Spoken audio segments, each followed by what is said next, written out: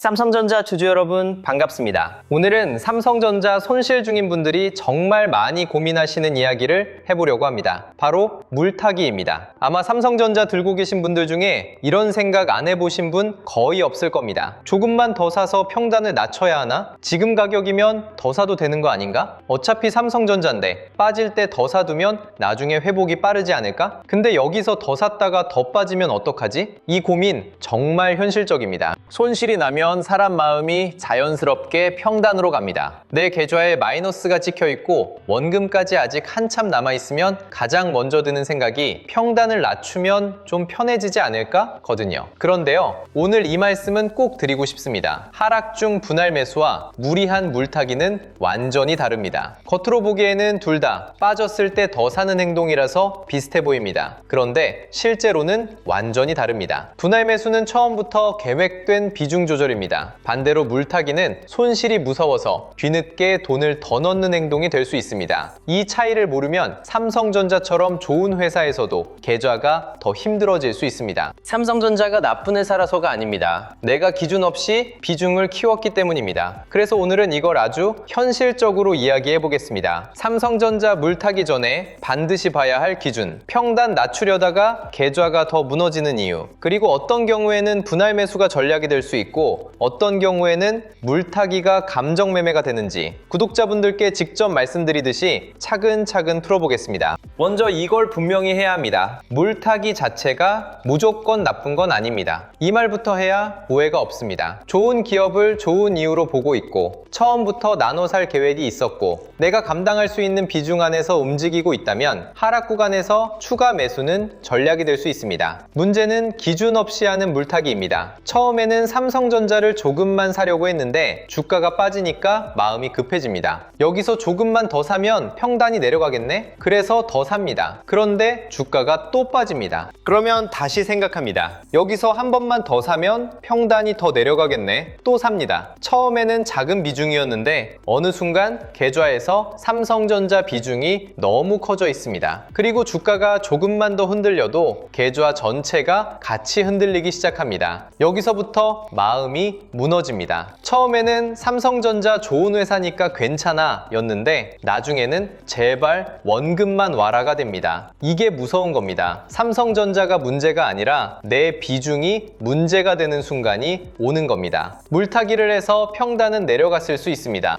그런데 계좌의 부담은 더 커졌습니다. 처음에는 손실률이 무서웠는데 이제는 손실 금액이 무서워지는 겁니다. 그래서 물타기를 하기 전에 꼭 생각해야 합니다. 내가 지금 전략적으로 나눠 사는 건지 아니면 손실이 무서워서 평단만 낮추려고 돈을 더 넣는 건지 이 둘은 결과가 완전히 달라질 수 있습니다. 분할 매수와 물타기의 차이를 조금 더 쉽게 설명해 볼게요. 분할 매수는 출발하기 전에 길을 정해놓고 가는 겁니다. 예를 들어 삼성전자를 좋게 보지만 한 번에 사기에는 변동성이 부담스럽다고 생각합니다. 그래서 처음부터 나는 총 투자금의 30%만 먼저 사고 주가가 더 눌리거나 거래대금과 수급이 확인되면 나머지를 나눠서 들어가겠다, 이렇게 계획을 세웁니다. 이 경우에는 주가가 빠져도 당황이 덜합니다. 왜냐하면 원래 나눠서 들어갈 계획이 있었기 때문입니다. 추가 매수도 감정으로 하는 게 아니라 내가 정한 조건에 따라 움직입니다. 반대로 물타기는 이미 손실이 난 뒤에 마음이 급해져서 시작되는 경우가 많습니다. 처음에는 계획이 없었습니다. 그런데 주가가 빠지니까 손실률이 보기 싫고 원금까지 너무 멀어 보이고 그래서 평단을 낮추려고 돈을 더 넣습니다.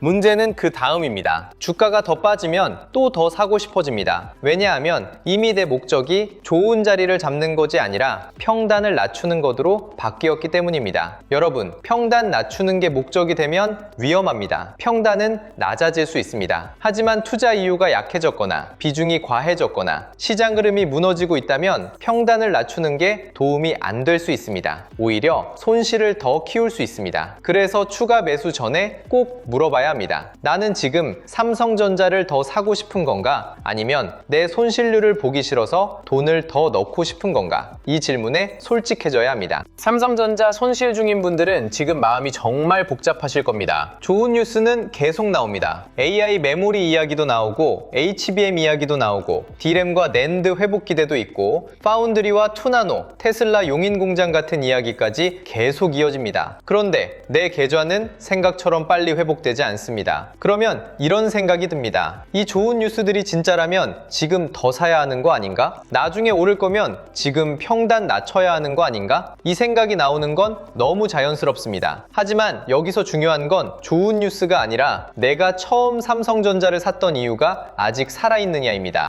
첫 매수 이유가 살아있다면 추가 매수를 검토할 수 있습니다. 그런데 처음 산 이유가 이미 흐릿해졌고 지금은 그냥 손실이 싫어서 평단만 낮추고 싶은 마음이라면 잠깐 멈춰야 합니다. 예를 들어 내가 삼성전자를 AI 메모리 사이클 때문에 샀다고 해보겠습니다. 그러면 추가 매수 전에 봐야 할 건 단순히 주가가 싸졌는지가 아닙니다. HBM에서 고객 신뢰를 회복하고 있는지, 서버용 D램 수요가 살아있는지, 낸드와 기업용 SSD 흐름이 같이 붙는지, 외국인 수급이 완전히 빠져나가는 건지, 아니면 단기 차익 실현인지 봐야 합니다. 파운드리 반격을 보고 샀다면 또 기준이 달라집니다. 2나노 공정, 테일러 팹, 고객 물량, 수율, 양산 안정성 같은 걸 봐야 합니다. 장기 대형주 안정성을 보고 샀다면 비중과 기간을 봐야 하고요. 이유가 다르면 추가 매수 기준도 달라져야 합니다. 그런데 이유 없이 삼성전자니까 더 사자로 가면 위험합니다. 삼성전자도 주식입니다. 좋은 회사라도 내가 기준 없이 사면 힘든 종목이 됩니다. 물타기 전에 봐야 할 첫 번째 기준은 이겁니다. 첫 매수 이유가 아직 살아있습니까? 이게 제일 중요합니다. 삼성전자를 산 이유가 단순히 많이 빠졌으니까 였다면 추가 매수 기준을 세우기 어렵습니다. 많이 빠진 종목은 더 빠질 수도 있고 오래 쉬어갈 수도 있습니다. 하지만 내가 분명한 이유를 가지고 샀다면 그 이유가 아직 살아있는지 확인할 수 있습니다. AI 메모리 수요를 보고 샀다면 AI 서버 투자가 계속 이어지는지 봐야 합니다. HBM을 보고 샀다면 삼성전자가 고객 신뢰를 회복하고 있는지 봐야 합니다. D램과 낸드 회복을 보고 샀다면 가격 흐름과 재고 상황을 확인해야 합니다. 파운드리 반격을 보고 샀다면 2나노와 고객 확보 흐름을 봐야 합니다. 외국인 수급을 보고 샀다면 하루 매도에 놀랄 게 아니라 며칠 이상 이어지는 방향과 거래 대금을 같이 봐야 합니다. 첫 매수 이유가 살아있다면 추가 매수는 전략이 될 수 있습니다. 하지만 첫 매수 이유가 깨졌는데도 평단만 낮추자로 접근하면 그건 위험합니다. 왜냐하면 내가 틀렸을 가능성을 인정하지 않고 돈을 더 넣는 행동이 될 수 있기 때문입니다. 주식에서 가장 위험한 순간은 손실이 난 순간이 아닙니다. 내 생각이 틀렸을 수도 있는데 그걸 확인하지 않고 돈을 더 넣는 순간입니다. 두 번째 기준은 비중입니다. 이건 정말 현실적인 이야기입니다. 아무리 삼성전자가 좋아 보여도 내 계좌에서 비중이 이미 너무 크다면 추가 매수는 조심해야 합니다. 좋은 종목도 비중이 과하면 나쁜 투자가 될 수 있습니다. 예를 들어 삼성전자 비중이 계좌의 10%일 때는 주가가 흔들려도 버틸 수 있습니다. 그런데 물타기를 반복해서 40%,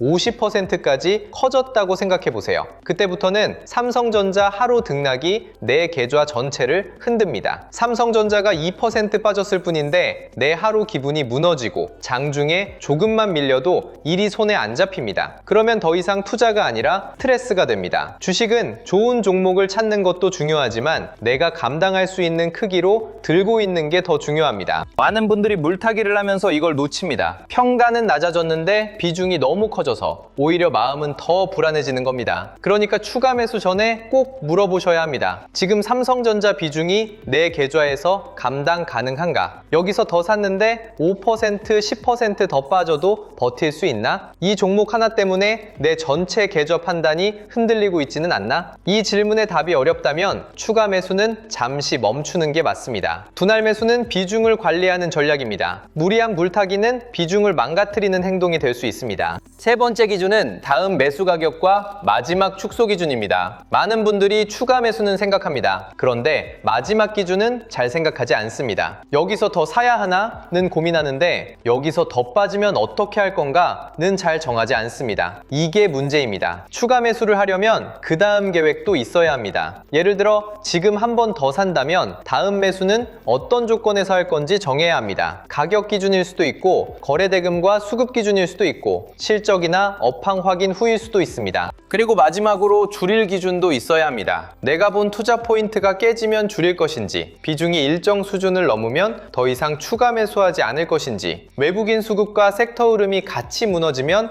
일부 줄일 것인지 정해야 합니다. 이게 없으면 물타기는 끝이 없습니다. 빠지면 사고, 또 빠지면 사고, 더 더 빠지면 또 사게 됩니다. 그러다가 현금은 줄고 비중은 커지고 마음은 더 불안해집니다. 여러분, 추가 매수는 반드시 출구 계획과 같이 있어야 합니다. 들어가는 계획만 있고 나오는 기준이 없으면 그건 전략이 아닙니다. 그냥 희망에 돈을 더 넣는 겁니다. 삼성전자처럼 좋은 회사도 내 계획 없이 계속 사다 보면 계좌가 힘들어질 수 있습니다. 좋은 회사라는 말이 내 모든 매수를 정당화해 주지는 않습니다. 네 번째 기준은 실적, 수급, 섹터 흐름이 같이 무너지고 있는지입니다. 삼성전자 주가가 빠질 때 그 이유를 구분해야 합니다. 시장 전체가 조정받는 건지, 반도체 섹터 전체가 쉬어가는 건지, 삼성전자만 유독 약한 건지 봐야 합니다. 이 차이가 중요합니다. 예를 들어 미국 반도체주가 전체적으로 쉬어가고 코스피도 흔들리고 외국인이 위험 자산을 줄이는 구간이라면 삼성전자 조정도 시장 전체 흐름의 일부일 수 있습니다. 이런 경우에는 내가 본 투자 포인트가 살아있는지 확인하면서 분할 접근을 고민할 수 있습니다. 반대로 반도체 섹터는 괜찮은데 삼성전자만 계속 약하고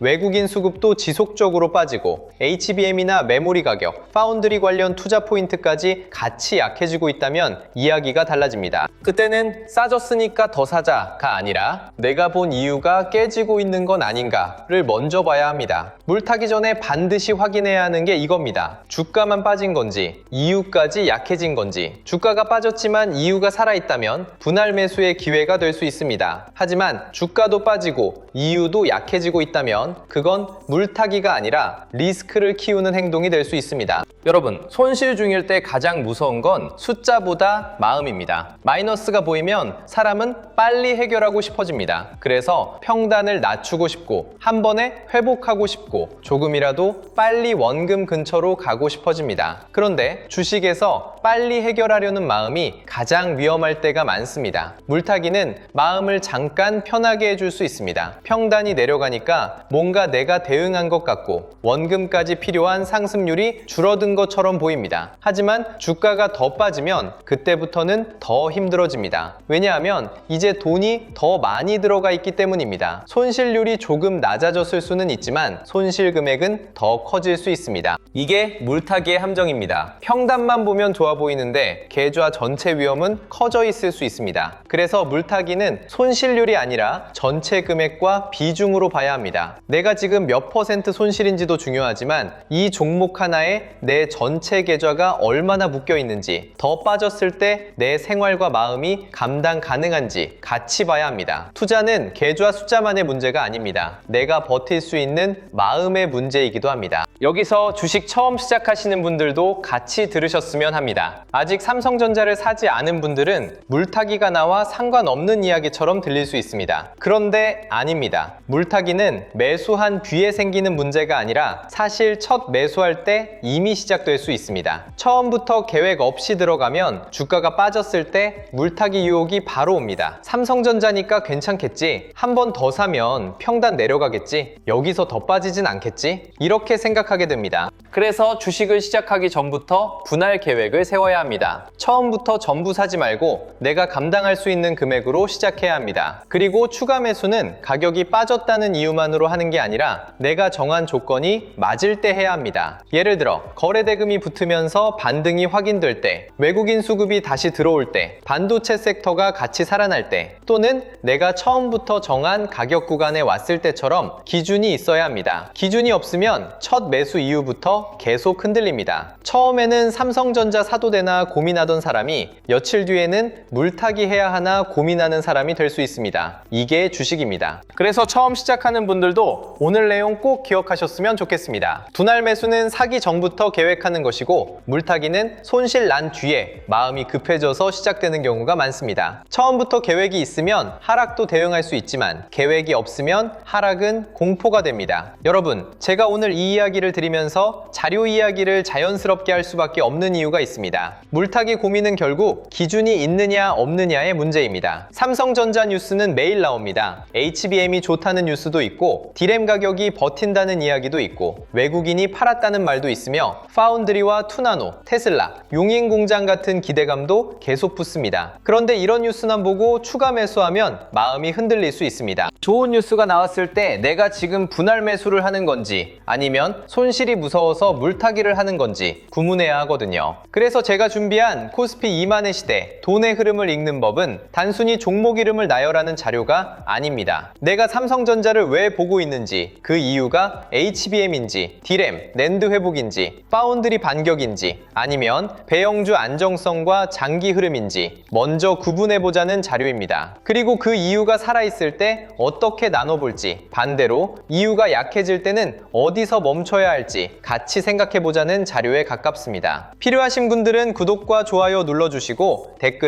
구독 완료라고 남겨주시면 됩니다. 영상 아래 더보기란이나 고정 댓글에 파란색 링크로 신청하실 수 있게 남겨두겠습니다. 그럼 다시 이어가 보겠습니다. 삼성전자 물타기 전에 실제로 적어보면 좋은 체크리스트가 있습니다. 머릿속으로만 생각하지 말고 정말 메모장에 적어보셨으면 합니다. 첫 번째, 내가 삼성전자를 처음 산 이유는 무엇인가? 이 질문에 답이 나와야 합니다. 그냥 삼성전자라서는 부족합니다. 많이 빠진 것 같아서 도 부족합니다. AI 메모리 수요를 보는지, HBM 고객 신뢰 회복을 보는지, DRAM과 낸드 가격 회복을 보는지, 파운드리 2 나노 반격을 보는지, 배당과 장기 대형주 안정성을 보는지 적어야 합니다. 두 번째, 그 이유가 지금도 살아있는가? 이게 핵심입니다. 내가 본 이유가 살아있다면 추가 매수는 검토할 수 있습니다. 하지만 이유가 약해졌다면 가격이 빠졌다는 이유만으로 더 사면 안 됩니다. 세 번째, 내 비중이 이미 과하지 않은가? 삼성전자가 좋은 회사여도 내 계좌에서 너무 커지면 위험합니다. 내가 감당할 수 있는 비중인지 봐야 합니다. 네 번째, 다음 매수 기준이 있는가? 그냥 빠졌으니까 사는 게 아니라 어느 조건에서 추가로 살지 정해야 합니다. 가격일 수도 있고 거래대금일 수도 있고 외국인 수급이나 섹터 회복일 수도 있습니다. 다섯 번째, 틀렸을 때 줄일 기준이 있는가? 이게 없으면 물타기는 끝이 없습니다. 이 5가지를 적어보고 나서도 추가 매수할 이유가 분명하다면 그때는 분할 매수로 볼 수 있습니다. 하지만 이 질문들에 답하지 못하면서 평단 낮추고 싶다만 남아있다면 그건 잠시 멈춰야 합니다.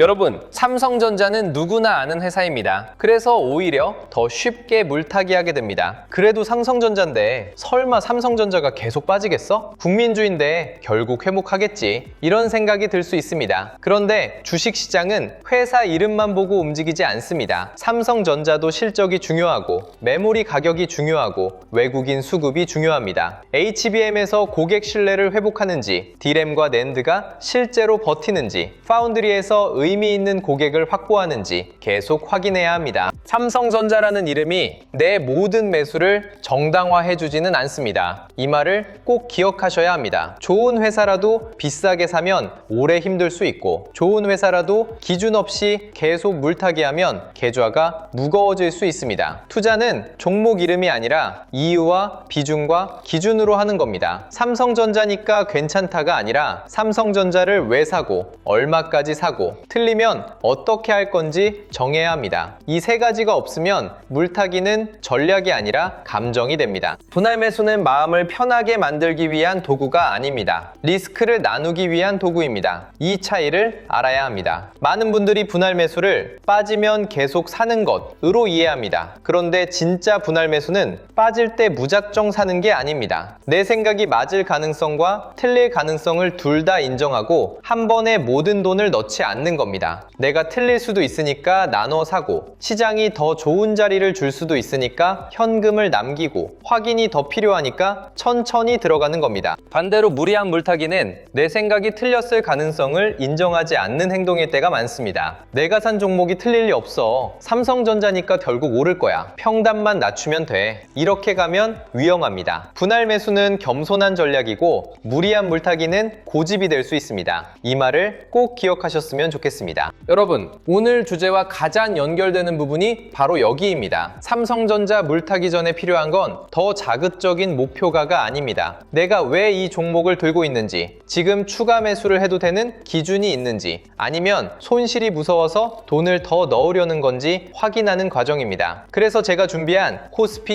2만의 시대, 돈의 흐름을 읽는 법도 이 종목을 지금 사세요 라는 자료가 아닙니다. 오히려 반대에 가깝습니다. 내가 보고 있는 흐름이 무엇인지, 그 흐름이 아직 살아있는지, 지금 자리가 돌파인지 눌림인지, 회복인지 과열인지 구분해보자는 자료입니다. 자료 안에는 실명 관찰 종목 41개가 들어가 있습니다. 삼성전자, SK하이닉스, 한미반도체, HPSP, 리노공업, ISC, HD현대일렉트릭, LS일렉트릭까지 같은 종목들이 포함되어 있고요. 이걸 단순히 매수 후보 리스트로 보시면 안 됩니다. 돈이 어디서 시작해서 어디로 번지는지 보는 지도에 가깝습니다. 삼성전자 뉴스가 나왔을 때 그 흐름이 SK하이닉스와 마이크론 같은 메모리 대형주로 이어지는지, 한미반도체와 HPSP, 리노공업, ISC 같은 장비 소부장으로 번지는지, AI 데이터 센터와 전력 인프라 쪽으로 HD 현대일렉트릭, LS 일렉트릭까지 연결되는지 같이 보자는 겁니다. 섹터도 7개로 나눠 정리했습니다. 반도체 대형주, 전력 인프라, 반도체 장비 소부장, 후공정 패키징, 증권 금융, 자동차, 자율주행, 저평가 대형주.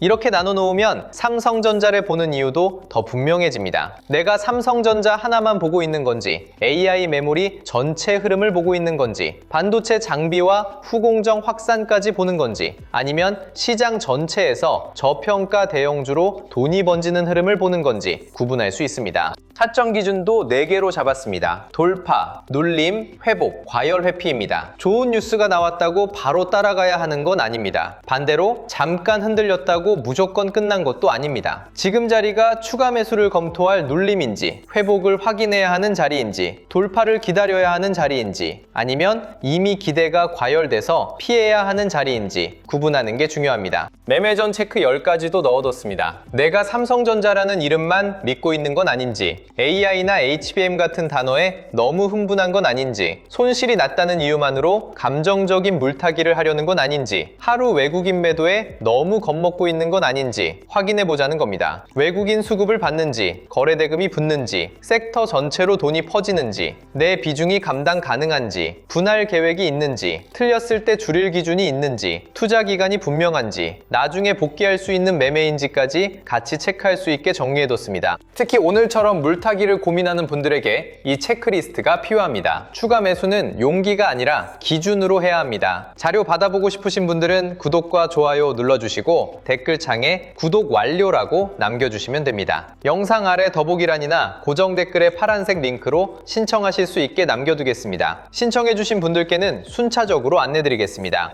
그리고 마지막으로 하나만 더 말씀드리겠습니다. 요즘 정말 많이 듣는 말이 있습니다. 내용 좋은 건 알겠는데 직장 생활하면서 이걸 매일 다 확인하기는 어렵다. 맞습니다. 삼성전자 하나만 해도 HBM, D램, 낸드, 파운드리, 외국인 수급, 거래대금, 환율, 미국 반도체주, AI 투자 우려까지 봐야 합니다. 여기에 SK하이닉스, 마이크론, 엔비디아, 한미반도체, HPSP, 리노공업, ISC, HD 현대일렉트릭, LS 일렉트릭 같은 관련 흐름까지 붙으면 매일 혼자 다 챙기기 쉽지 않습니다. 그래서 이런 분들을 위해 자료와 시장 흐름을 조금 더 편하게 확인하실 수 있는 공간을 준비하고 있습니다. 다만 분명히 말씀드리겠습니다. 매수와 매도를 대신 결정해주는 곳은 아닙니다. 수익을 약속하는 곳도 아닙니다. 오히려 방향은 반대입니다. 내가 왜 샀는지, 왜 추가 매수를 고민하는지, 지금 흔들리는 이유가 뭔지, 어떤 기준이 살아있고 어떤 기준이 약해졌는지 스스로 확인할 수 있게 돕는 자료방에 가깝습니다. 영상에서 다루는 삼성전자 대응 기준, 중요한 가격대, 장중 체크포인트, 반도체와 관련 섹터 흐름을 조금 더 보기 쉽게 정리해서 안내드릴 예정입니다. 필요하신 분들은 구독과 좋아요 눌러주시고 댓글에 구독 완료 남겨주신 다음 설명란이나 고정 댓글의 파란색 링크로 신청해주시면 자료와 함께 순차적으로 안내드리겠습니다. 마지막으로 오늘 이야기 정리해보겠습니다. 삼성전자 손실 중인 분들이 가장 많이 고민하는 게 물타기입니다. 조금 더 사서 평단을 낮춰야 하나, 아니면 더 기다려야 하나, 이 고민은 너무 자연스럽습니다. 하지만 하락 중 분할 매수와 무리한 물타기는 완전히 다릅니다. 분할 매수는 처음부터 계획된 비중 조절입니다. 무리한 물타기는 손실이 무서워서 뒤늦게 돈을 더 넣는 행동일 수 있습니다. 추가 매수 전에 꼭 확인하셔야 합니다. 첫 매수 이유가 살아있는지,